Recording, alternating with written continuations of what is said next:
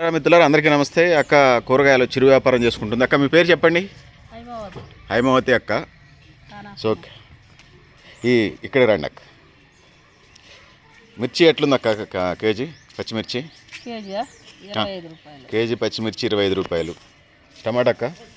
టమాటా 15 రూపాయలు. KG 15. KG తగ్గినట్టుంది. అంటే ఇప్పుడు రేటు 15. మనం ఫిబ్రవరి నెలలో ఉన్నాం. ఈ గోడు చిక్కుడుకాయ ఎంత అక్క? గోరు చిక్కుడుకాయలు అయితే 100 రూపాయలు. కేజీ 100 రూపాయలు. బాగానే ఉన్నాయి రేటు.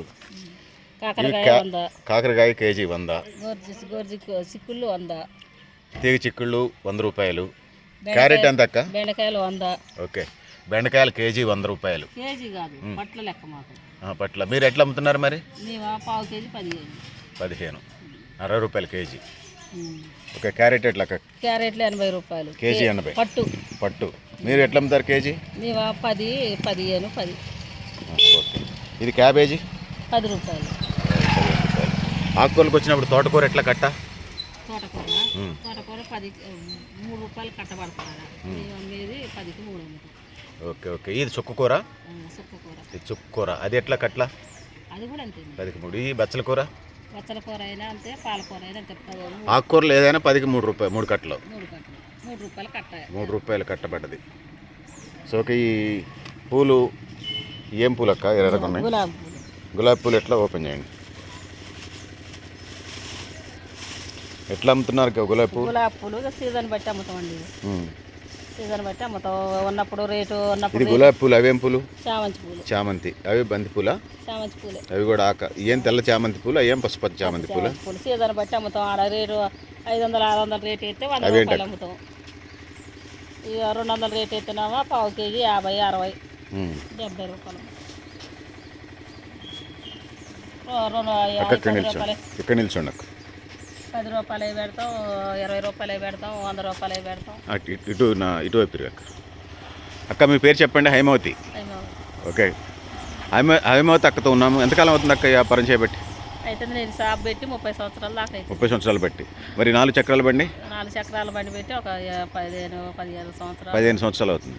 కూలి మందం వస్తాయి అక్క రోజు? రోజు 200, 250. ఎట్లా పొద్దుపూట ఎన్నింటికి లేస్తావు? పొద్దుపూట 4 గంటలకి. 4 గంటలు లేసి అంటే సరుకు తెచ్చుకుంటావా? ఆల్రెడీ నేను తెచ్చుకున్న సరుకు పొద్దున్నే. ఎక్కడ ఏ మార్కెట్కి వెళ్తావు అక్కమ్మలో? పెద్ద మార్కెట్ అంటే ఎక్కడది అది? రాపర్దని పెద్ద మార్కెట్కి వెళ్ళి ఆటోలు వేసుకొచ్చుకుంటా.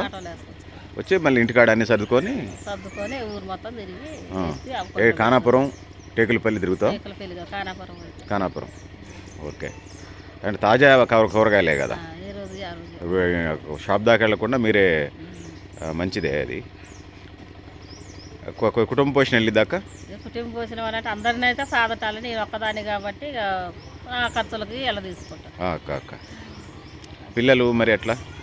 పిల్లగాళ్ళు వాళ్ళ ఆటోలు ఉన్నాయి, వాళ్ళ పనులు వాళ్ళు చేసుకుంటారు.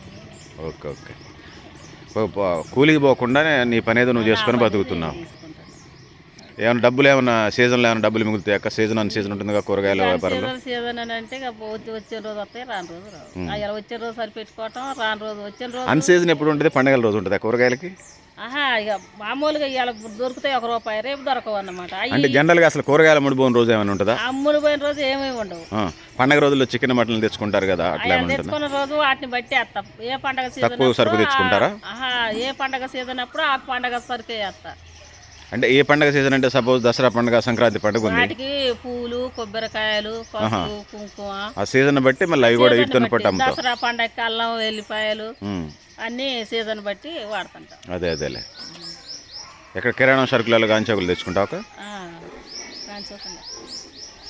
ములక్కాయలు ఎట్లక్క? 10కి 3 ములక్కాయలు.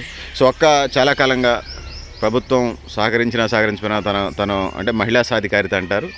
మనం సహజంగానే పెద్ద పెద్ద యాపిల్ కంపెనీలో లేకపోతే ఇంకొక టీసీఎస్ కంపెనీలో ఏదో సాఫ్ట్వేర్ కంపెనీలు అంటేనే అట్లా అందులో జాబ్ కొడితేనే పెద్ద మహిళా సాధికారిత అంటారు. అక్కలాగా చదువు వచ్చినా రాకపోయినా వాళ్ళ కాళ్ళ మీద వాళ్ళు నిలబడి వాళ్ళ పనులు వాళ్ళు చేసుకుంటూ ఒకళ్ళ మీద పిల్లల మీద కూడా డిపెండ్ కాకుండా వాళ్ళ పిల్లలకే హెల్ప్ చేసేలాగా వాళ్ళ చేతనంత స్థాయిలో వాళ్ళు జీవిస్తున్నారు. ఇది మహిళా సాధికారిత అని భావిస్తున్నాను. ఇది చెమట చుక్కల నుంచి, శ్రామిక వర్గం నుంచి వచ్చినటువంటి వాళ్ళ యొక్క ఇది రియల్ ఎంపవర్మెంట్ అని భావిస్తూ ఉన్నాం.